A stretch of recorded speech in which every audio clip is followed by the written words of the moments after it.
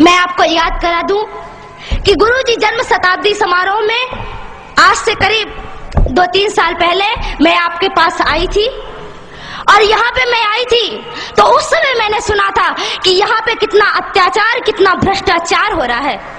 इस देश में हमने जिसको रहने की शरण दी, हमारा भारत इतना महान कि कहता है सभी को कि आओ हमारे पास रुको, सभी को आसरा दिया, सभी को शरण दी, पर यहाँ के लोग ही जिनको हम शरण देते हैं वही हमारे साथ गद्दारी करते हैं। क्यों? क्योंकि हिंदू सीधा साधा और सरल है। हमारे देश में इतना अत्याचार और इतना भ्रष्टाचार फैला हुआ है, किसके कारण? केवल हम लोगों की शांति के कारण। अभी आपने सुना होगा बहुत से लोगों से कि कहते हैं कि आजकल कहते ना लोग कि शांति का अब जमाना नहीं रहा कि माला लेकर बैठ जाओ बस शांति हो गई। आपने गाना सुना होगा, मुझे माफ करिएगा जो इस गाने के अनुयायी होंगे, एक गाना बजता है कि दे दी हमें आजादी बिना खड़ग बिना ढाल, साबरमती के संत तूने कर दिया कमाल। तो ये गाना मुझे बिल्कुल पसंद नहीं है, क्योंकि इसमें आया कि दे दी हमें आजादी बिना खड़ग बिना ढाल। अरे कैसे खड़ग बिना ढाल के बिना आजादी मिल गई? कितने कितने वीरों ने इस देश के लिए सिर कटाए हैं तब हमको आजादी मिली है, बिना लड़े आजादी नहीं मिली है। अरे बिना लड़े आजादी मिल जाती तो राम कह देते ना कि एक चरखा ले लो और सूत काटो और रावण को पसंद आ जाएगा सूत तो रावण सीता को लौटा देगा वापस। क्यों नहीं राम ने चरखा पकड़ा दिया सबको?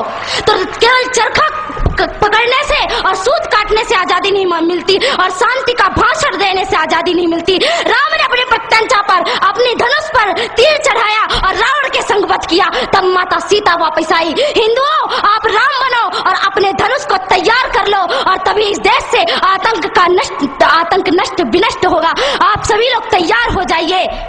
और मैं आपको एक बात कह दूं कि आज आप सभी लोगों को तैयार होना है।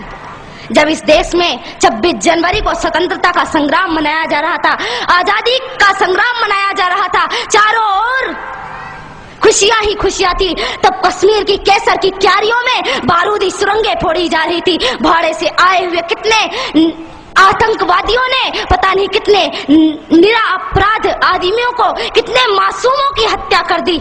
तो वहां पर किसी नेता ने आंसू नहीं बहाए, पर बाबरी का ढांचा गिर जाने पर रोने वाले नेता छाती पीट पीट कर रोते थे। ऐसे छाती पीट रहे थे जैसे रावण के मरने पे मंदोदरी ने भी अपनी छाती नहीं पीटी होगी। इन देश के नेताओं को देखो, ये कुत्ते हैं और ये टुकड़ों के बल पर पल रहे हैं। और मैं आपको सावधान कर दूं कि इस देश की नेता से और इस देश के कानून से सावधान रहना, क्योंकि ना तो ये हमारी रक्षा करेगा बल्कि आपको नींद की गोली देकर के और सुलाएगा कि जितना आप सोओगे उतना इसको कुर्सी में बैठने के लिए मिलेगा। इस देश के नेता कली बेच देंगे, चमन बेच देंगे, धरा बेच देंगे, गगन बेच देंगे। अगर तुम यूं ही सोए रहे राष्ट्रभक्तों तो ये बांट के भिखारी सारा वतन बेच देंगे, नीलाम कर देंगे मेरे देश को। इसलिए इस देश को नीलाम नहीं करना है, आप सभी लोगों को तैयार होना है, मुट्ठी बांध करके कहना है कि भारत देश हमारा है, हमारा था और हमारा ही रहेगा। और इस भारत देश पर किसी ने आंख उठा के देखी तो उसकी आंखें नोच ली जाएंगी, उसकी आंखों को नोच करके गिद्धों के सामने फेंक दी जाएगी। इसलिए आप सभी लोगों को तैयार होना होगा। आज मैं आपको बता दूं कि इस देश में क्या हो रहा है। आज भी आप जाइए कश्मीर में तो वहां किसी हिंदुओं को चैन से जीना नहीं मिलता। कश्मीर में कश्मीर के लोगों को मार मार कर भगाते हैं। लोग घायल अवस्था में जम्मू के और दिल्ली के फुटपाथों पर लेटे हुए हैं। हमारा नेता कभी भी ये पूछने नहीं आया कि तुम्हें क्या तकलीफ है, तुम्हें क्या परेशानी है। कोई भी वहां पे पूछने के लिए नहीं जाता। पर मैं आपसे कहती हूँ कि आप तो हिंदू हैं, एक हिंदू दूसरे हिंदू की पीड़ा समझ सकता है। मैं आप लोगों से कहना चाहती हूँ कि अब आतंक का नष्ट होना चाहिए। इस देश से आतंक का नष्ट तभी होगा जब आप सभी लोग तैयार होंगे, आप सभी लोग खड़े होंगे। क्यों? हमारे देश में राम सेतु पर ऐसा राम सेतु और भगवान श्री राम द्वारा बनाया गया वह सेतु, उसको तोड़ने की बात कह दो कि जिस हाथों से राम सेतु टूटेगा उन हाथों को हम काट कर फेंक देंगे। और जो हमारे देश में हमारे राम का नहीं, वो हमारे किसी काम का नहीं। मिल सकता वो हमसे भी नहीं मिल सकता, और उसको लात मारकर इस देश से बाहर निकाल देना है। और मैं आप लोगों से कहना चाहती हूँ कि सभी लोग तैयार हो जाइए। बस भगवान श्री राम हमारी प्रतीक्षा कर रहे हैं। भारत माता अपनी बाहों को फैलाए हुए है और कह रही है कि मेरे बेटो, मैं तुमको गले से लगाने के लिए तैयार हूँ, पर एक शर्त पर, जब तुम इस देश को, इस भारत भारती को पुनः विश्व गुरु के पद पर प्रतिष्ठित करोगे, तब भारत माता आपको चैन की नींद सुलाएगी। कृष्ण ने गीता में महाभारत के युद्ध के समय पे शंख बजाया।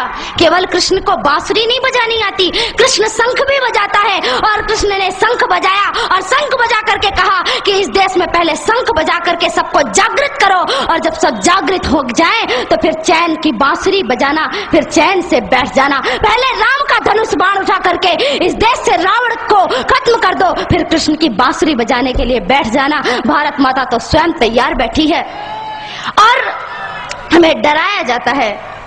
दूसरी बात, अभी मैंने आपको कहा कि कुछ तो भय में लोग संप्रदाय जातियों को बदल देते हैं और कुछ लोग डर के मारे। तो आप बता दो, आप कौन हो? अरे शेर कौन होता है? जंगल का राजा होता है ना। और शेर को किससे भय होता है? अरे आप शेर है, शेर को किसी से डर नहीं होता। बता दो उन मुल्लों को, पाकिस्तानियों को, कि हम डरते नहीं अणुबम्बों से, विस्फोटक जलपोतों से, हम डरते हैं ताशकंद शिमला जैसे समझौतों से। सियार भेड़िए से डर सकती सिंहों की औलाद नहीं, भरतवंश के इस पानी की है तुमको पहचान नहीं। आइटम बम बना करके तुम किस्मत पर फूल गए, 65, 71 और 99 के युद्धों को शायद भूल गए। तुम याद करो, अब्दुल हमीद ने पैटर्न टैंक जला डाला, हिंदुस्तानी नेटो ने अमरीकी जेट जला डाला। तुम याद करो, गाजी का बेड़ा झटके में ही डुबा दिया, ढाका के जनरल नियाजी को दूध छठी का पिला दिया। तुम याद करो 90,000 उन बंदी पाक जवानों को। तुम याद करो शिमला समझौता, इंदिरा के एहसानों को। पाकिस्तान ये कान खोल कर सुन ले कि अब की जंग छिड़ी तो सुन ले, नाम निशान नहीं होगा, कश्मीर तो होगा लेकिन पाकिस्तान नहीं होगा। लाल कर दिया लहू से तुमने श्रीनगर की घाटी को, किस गफलत पर छेड़ रहे तुम सोई हल्दी घाटी को। जहर पिलाकर मजहब का इन कश्मीरी परवानों को, भय और लालच दिखलाकर तुम भेज रहे नादानों को। खुले प्रशिक्षण, खुले शस्त्र है, खुली हुई शैतानी है, सारी दुनिया जान चुकी ये हरकत पाकिस्तानी है। बहुत हो चुकी मक्कारी, बस बहुत हो चुका हस्तक्षेप, समझा दो उनको वरना भभक उठेगा पूरा देश। देश अगर हो गया खड़ा तो त्राहि त्राहि मच जाएगी, पाकिस्तान के हर कोने में महाप्रलय आ जाएगी। क्या होगा अंजाम तुम्हें इसका अनुमान नहीं होगा। कश्मीर तो होगा लेकिन पाकिस्तान नहीं होगा। ये आवाक्स, ये एटम बम पर हिम्मत कौन दिखाएगा? इन्हें चलाने को क्या बोले बाप तुम्हारा आएगा। अब की चिंता मत कर, चेहरे का खोल बदल देंगे।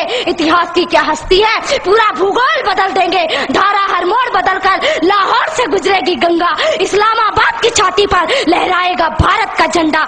रावलपिंडी और कराची तक सब कुछ गारत हो जाएगा, सिंधु नदी के आर पार पूरा भारत हो जाएगा। फिर सदियों सदियों तक जिन्ना जैसा शैतान नहीं होगा। कश्मीर तो होगा लेकिन,